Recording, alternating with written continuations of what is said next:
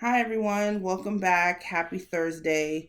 Today, we're going to be talking about the sensory diet. Now, that sounds like a very strange term, but it's something that you want to be aware of when you're teaching your children at home. So, basically, a sensory diet is knowing your child's learning style. And if you know how they learn, then you can adapt different games and activities that you can do with them based on the type of learning style. This is something that we as adults also have.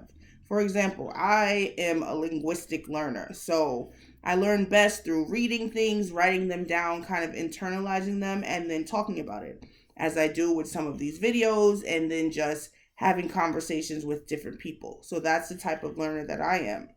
I know now, after many, many tries and seeing how Ellie Nadi is, that she is definitely a kinesthetic learner. So a kinesthetic learner is a type of child or a person that needs to actually physically do something to be a part of the learning experience. So if we're teaching a game about CVC words, maybe if your child's a kinesthetic learner, you might want to put the letters of the word on the floor and play like CVC hopscotch, or use shaving cream or something else where they could spell out the names with their finger to practice writing. So a kinesthetic learner needs to be a part of the experience. They can't sit and listen to you talk about a letter and a sound, but for so long, they need to be involved and part of it. So this way they can get the best experience from it. So you have that, the kinesthetic learner. Ellie Nutty is also a musical learner because when she was younger, I taught her the sounds of the alphabet through a song that I learned from the Letter Factory. We used to sing. Do you remember the song? Can you share what the song is? The A says. The A says. Every letter makes a sound. The A says.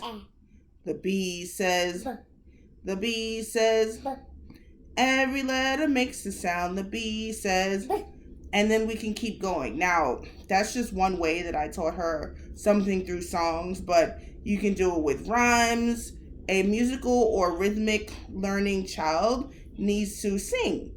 So that's why so many YouTube people that make songs and videos that have children singing are very popular because kids enjoy singing. It's easy rhythm and flow, and it's very quick to catch on and to remember.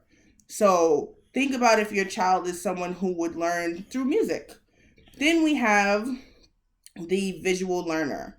Now, this particular child, you can talk to them till they're blue, blue, blue in the face, the visual learner. But if they cannot see what you're talking about, it will not make sense to them. For example, if you're trying to teach them about a cat, you need a picture of a cat. You need the word cat so they can actually visually see it, so this way they can start to internalize it and realize, oh, that's a cat. It has these letters. These letters make this sound, and when I put them together, that's what it is. So a visual learner would use like a good word wall, a boom box, lots of different charts, graphs, visuals, something that they can see to use as a reference. Lots of my colleagues are visual learners, which is why in their classrooms they have lots of different charts for students to reference, because it's easy to go back and look at something to help you understand if that's the type of learner that you are. So keep that in mind. Think if your child is a visual learner. Don't mind me, I'm just looking back at my notes. See, part of my linguistic learning, writing down all my notes to keep track of what I'm talking about. The last one I'm going to talk about is the auditory learner. Now, this is someone who needs to hear what you're saying, and they may need to hear it multiple times. One time may not be enough, but the auditory learner needs to hear what you're talking about. So they might watch something or they might look at something, but it doesn't really register unless you're actually talking to them in more depth about what it is. They need to hear it. Sometimes an auditory learner can be linked to a musical learner. So if it has a rhythm and they're hearing it, it's easier for them to catch on. So think about the type of learner that your child is. Now, there are some other learning types that I didn't mention, but those are usually the four main ones that you'll notice as your child is young. The kinesthetic learner that needs to move and play to learn, the musical learner, the visual learner that needs to see, and the auditory learner that really needs to listen and hear to process information. Once you have a good grasp on the type of learning style that your child has, you can create them what is called the sensory diet. So in the sensory diet, you would create breaks and activities based on their learning style. For example, with Elizabeth, I know she can only watch and focus for a certain amount of time because she is not a visual learner. She needs to be part of the experience. So when I want her to learn something, we go and take a sensory break to make something. After this video, we're going to go try and make the silly putty that she just learned about in science class online. So she has to be in it, trying it, doing it. When I'm teaching her new things, she only wants to see it one time. And she herself needs to experience trying it out in order for it to process. Now, sometimes a sensory diet calls for normal breaks. When your child's running out of stamina and they just need a mental relaxation, you can take a break and give them a chance to reset. Yes.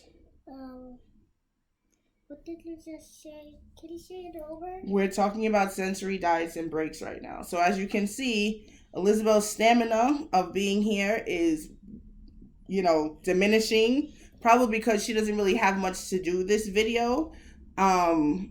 Whereas in the other ones, I usually had her writing something or saying something to keep her more engaged. So you can kind of tell how when you're not fully aware of your child's learning styles, they can either get bored, they can get distracted, they might not be as open to learn something new. So keep that in mind as you continue on these days of teaching your child at home. I truly hope that this video was helpful.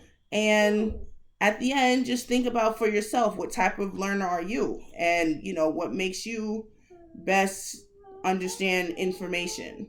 Think about that for your own child, and we'll see you on the next video. Bye. Bye-bye.